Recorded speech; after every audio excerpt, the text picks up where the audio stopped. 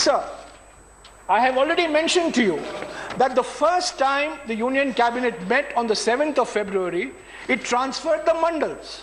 This was objected to by Telangana. On the 12th of February, the Union Cabinet said no mandals, transfer submerged villages. This was objected to by the Seemandhra, or the successor state of Andhra Pradesh. So, in keeping in mind what the Prime Minister said on the 20th of February, the GOM went back to the drawing board and tried to find a solution that would satisfy both Telangana and Andhra Pradesh. The first solution was not acceptable to Telangana, full mandal. The second solution, submerged villages, not acceptable to Andhra Pradesh. So we had to come up with a third alternative. And sir, on the 1st of March, the Union Cabinet met, considered the third alternative, which the Honorable Home Minister just mentioned, that some mandals will be transferred in full, and in one mandal only the submerged villages will be transferred, and Bhadrachalam town and the Bhadrachalam temple remain under the control of the new state of Telangana. This was a compromise solution, sir. This was the third time the Union Cabinet met on the 1st of March, and we were ready with an ordinance then, but the election code was in operation. We could not issue the ordinance, and rightly so, and we left it to the successor government. We hoped it was UPA 3, but it became NDA 2, but we accepted the fact that there would be continuity, and whichever the government will be there, whoever the Prime Minister, he or she would respond and uphold the solemn commitment made by Dr. Manmohan Singh. So sir, on the 1st of March, the contours of the ordinance had been drawn up, the mandals that were to be transferred had been drawn up, the villages that were to be transferred had been drawn up. And sir, I have no hesitation in saying that the Andhra Pradesh Amendment Bill 2014 brought forward by the Union Home Minister is word for word a repetition of the cabinet decision taken on the 1st of March 2014. I do not want honorable members to be under any doubt or suspicion. Comma, full stop, word, spellings identical. Whatever the cabinet had decided on the 1st of March, whatever was contained in the draft ordinance drawn up by the UPA 2 government has been now incorporated as the Andhra Pradesh Reorganization Amendment Bill 2014. Sir, when you have your chance, you contradict me. But let me put forward my, my point of view. Mr. Keshav Rao. Sir. Mr. Keshav Rao, I am not allowing you. Sir. You will be sir, speaking. I am not yielding, sir. I am not yielding. Yeah, he is not yielding. I am not yielding. Yeah. I am not yielding. I will listen please. to them patiently. I expect them to listen to me patiently. No, please. Sir, the Polavaram project will involve massive resettlement. Let us be under no illusions. It is not an easy project to implement. Almost 45,000 to 50,000 families have to be relocated. This is on par with the relocation that has taken place on Sardar Sarovar, and we are still seeing the controversy on Sardar Sarovar. This is on par with the resettlement that has taken place on Indira Sagar in Madhya Pradesh. So this is a gigantic project. It will bring major benefits to the states of Andhra Pradesh and other states, but it will also involve very substantial submergence. It will also involve substantial resettlement and rehabilitation. So this parliament in September 2013 has passed a new land acquisition law. Mr. Rajnath Singh, when he was in the Lok Sabha, was the lead speaker in supporting that new law. And the main difference between the 2013 Land Acquisition Law and the 1894 Land Acquisition Act is that the 2013 law passed by Parliament unanimously has provisions for R&R. It is actually Land Acquisition, Resettlement and Rehabilitation Act 2013.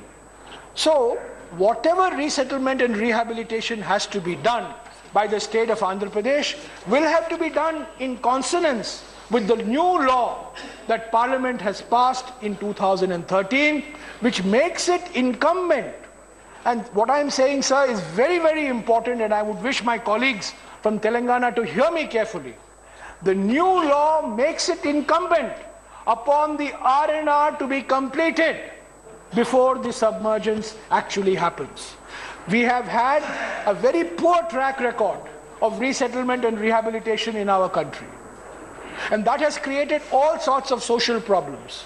It is because of this that the 2013 Land Acquisition Act marked a departure from the past and said unless you are able to convince the people who are going to be displaced, and almost 45 to 50% of the people, families to be displaced are going to be tribal families, we are not going to be able to get the full benefits of the project.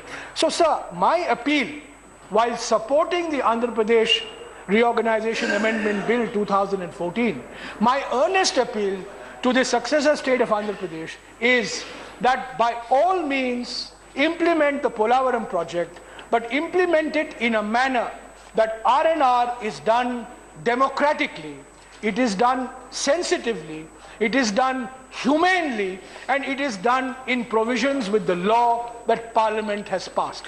It should not be the case that the Polavaram project comes up and people are still waiting for resettlement and rehabilitation. It should not be the case that the Polavaram project is constructed, contractors have made maximum benefit from the Polavaram project, but families are still waiting for their houses, families are still waiting for their land, families are still waiting for their electricity.